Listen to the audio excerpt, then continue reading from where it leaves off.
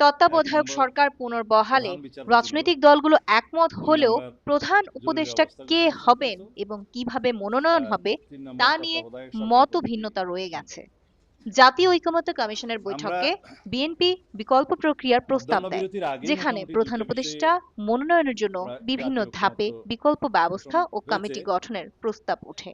সে বিষয় দুটো বিএনপি আগে বলি। প্রধান বিচারপতির নিয়োগ ইতিপূর্বে প্রক্রিয়াও আমাদের এই ২টা বিষয়ে পুনর্বিবেচনার কিছুটা দাবি জানায়, অগ্রগতি ছিল। যেখানে আপিল বিভাগের যেহেতু সেই জ্যেষ্ঠ সময় কোনো বিচারকদের মধ্য থেকে উপসংহারে আসা নিয়োগের যায়নি, সেজন্য বাধ্যবাধকতা আজকে আবার রাখার বিষয় দুটি কথা উত্থাপন বলা হয়। করা হয়েছে। তত্ত্বাবধায়ক সেজন্য সরকারে আলোচনাও বিচার খুব বেশি করতে বিভাগের হয়নি। ভূমিকা সীমিত জরুরি করে অবস্থা ঘোষণা বিকল্প সংক্রান্ত পদ্ধতি নিয়ে সংবিধানের ঐকমত্যের আর্টিকেল চেষ্টা চলছে। 141 ক জরুরি অবস্থা জারির ক্ষেত্রে সংশোধনের ব্যাপারে প্রধানমন্ত্রী সব এককভাবে সিদ্ধান্ত রাজনৈতিক দল না একমত নিয়ে পোষণ করেছে মন্ত্রিসভার অনুমোদনের প্রস্তাবে এবং এটা সর্বসম্মতি আগের হয়েছে। ঐকমত্য ঘোষণা হয়েছে। দ্বিতীয়, ঐকমত্য কমিশনের যে এই লক্ষ্য হলো জরুরি বিভিন্ন অবস্থা ঘোষণা যেন রাজনৈতিক দলের রাজনৈতিক হাতিয়ার মতামতের হিসাবে ভিত্তিতে ব্যবহৃত জাতীয় না সনদ হয়, প্রণয়ন, যার সে ব্যাপারেও সময়সীমা ঐকমত্য পোষণ নির্ধারিত হয়েছে আগে। ৩১ জুলাই পর্যন্ত।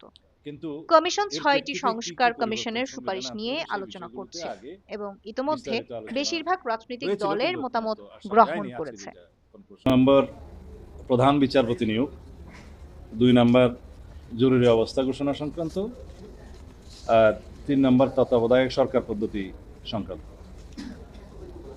আমরা মধ্যাহ্ন বিরতির আগেই মোটামুটি ২টা বিষয়ে প্রায় জাতীয় ঐকমত্য পোষণ হয়েছে। সে বিষয় দুটো আগে বলি। ইতিপূর্বে আমাদের এই ২টা বিষয়ে কিছুটা অগ্রগতি ছিল। যেহেতু সেই সময় কোনো উপসংহারে আসা যায়নি, সেজন্য আজকে আবার বিষয় দুটি উত্থাপন করা হয়েছে। সেজন্য আলোচনাও খুব বেশি করতে হয়নি।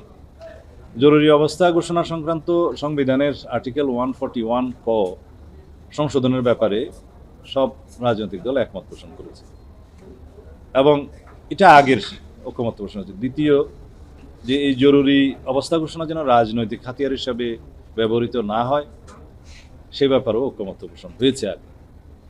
কিন্তু এর প্রেক্ষিতে কি কি পরিবর্তন সংবিধানে আনতে হবে সেই বিষয়গুলোতে আগে বিস্তারিত আলোচনা হয়েছিল, কিন্তু ঐকমত্য আসা যায়নি। আজকে যেটা কনক্লুশনে আসা গেছে, তার মধ্যে আর্টিকেল 141 কতে কি কি বিষয়ে জরুরি অবস্থা ঘোষণা করা যায়, তার মধ্যে যুদ্ধ, বহিরাক্রমণ, এরপরে একটা আভ্যন্তরীণ গোলযোগের কথা বলা আছে।